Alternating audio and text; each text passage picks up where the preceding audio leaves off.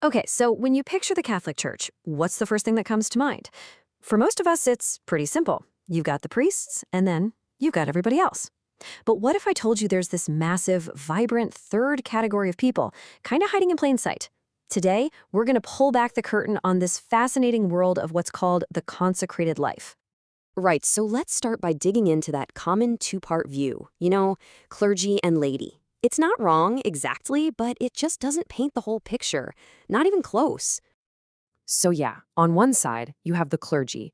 These are your bishops, priests, and deacons, the guys who run the parishes and administer the sacraments. And on the other side, you have the laity. That's, well, pretty much everyone else, right? All the faithful living their lives out in the world. This is the basic structure we all know. Seems straightforward enough. But is that really it? Is the picture really that simple, or is there another whole category that doesn't quite fit into either of those boxes, something that stands on its own?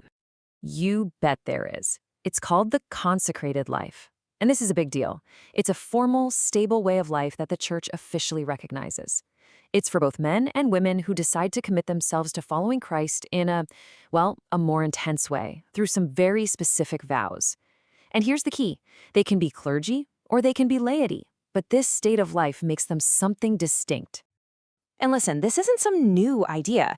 It has these incredibly deep roots that go way, way back and have literally shaped the church for centuries. To really get what it is, we got to do a little time traveling. It all kicks off way back in the 3rd century.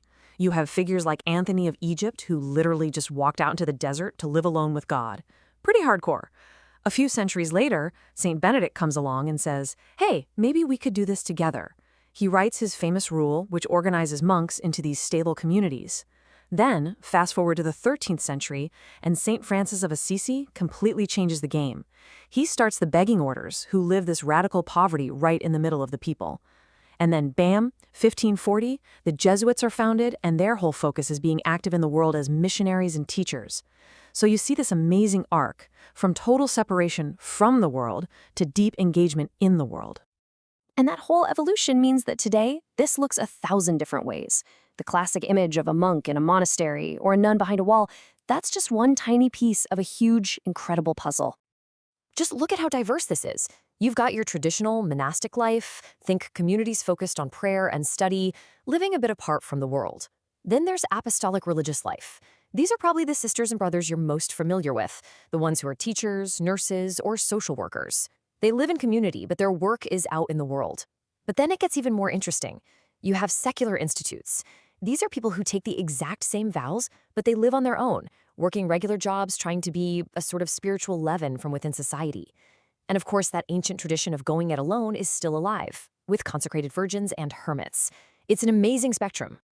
So what on earth could possibly tie all these different people together? Well, it's their shared promise to live out 3 specific vows, sometimes called the evangelical counsels. First is poverty, and it's not just about not having stuff. It's about a radical, total dependence on God for everything. Then there's chastity, which is a vow to pour all of your love towards God and every single person rather than focusing it on a spouse and family. And finally, obedience. This is a deep commitment to listen for God's will and carry it out, usually with the help of a superior or the community's guidance. Those 3 vows, that's the glue. Okay, so we've talked about the what, the who, and the how.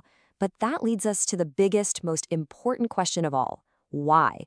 What's the deep theological point of this whole state of life in the first place? The church's own law actually gives a really beautiful summary. It says it's about following Christ more closely, being totally dedicated to God, and doing it all with the Holy Spirit's guidance. This isn't just picking a career path. It's a profound statement about what it means to be human and to live for God. You can really break that mission down into 4 key parts. First, when they live in community, it's meant to be a little earthly picture of the love within the Trinity. Second, it's a very direct attempt to imitate the way Christ himself lived, poor, chaste, and obedient. Third, each community has its own unique gifts or charisms given by the Spirit to serve the church in a special way. And finally, all of this is pointed toward one goal, building up the church and helping its mission to save the world. It's both incredibly personal and completely for the community. So, at the end of the day, this way of life isn't just about a personal journey to be holy. It's meant to be a huge, powerful sign for the rest of us. And trust me, This is no small movement. Just get a load of this number. Back in 2015, there were over 93,000 apostolic sisters living in community. And remember, that's just one of the categories we talked about. The scale of this is absolutely massive. And it's not just women, not by a long shot. Take priests, for example. We tend to just think of them as priests, but look at this breakdown.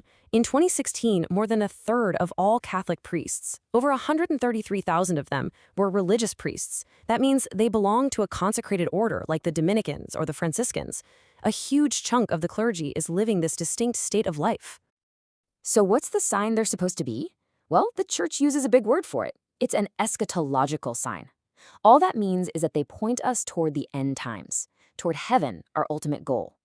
By freely giving up things that are really good in this life, like marriage or owning their own stuff, they're like a living, breathing reminder that the things of this world aren't the end of the story. Their lives are like a giant arrow, pointing to something more, foretelling the heavenly glory. So I'll just leave you with this question to chew on. In our world today, which is just overflowing with noise, with endless choices, with constant distraction, what's the value of a life that is radically, intensely, and intentionally focused on just one thing? In an age of distraction, what can we learn from a life of total focus?